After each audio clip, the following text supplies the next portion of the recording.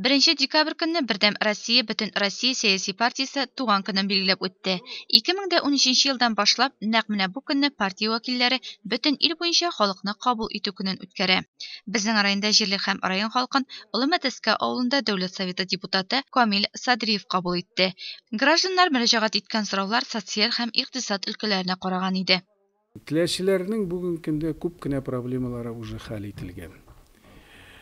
Менә приемга килгән кешеләрнең әйтүе буенча администрация, глава администрацияның актив эшләвен билгеләп үтәләр, юлларны төзекләндерү, сулар китерү авылларга.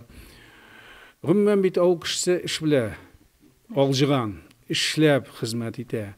Без шул эшнең җиңеләйтү өлкәсендә, тормыш итүне җиңеләйтү өлкәсендә эшләргә тиеш бит инде администрация.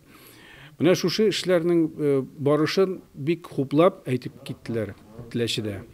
Гомумән районда бу эшләрнең шулай уңай барганын. Булай үземә килгәндә, менә бүген бер участник войны Агләб Жанаузый килгән. Ул квартира мәсьәләсе дип әйтә.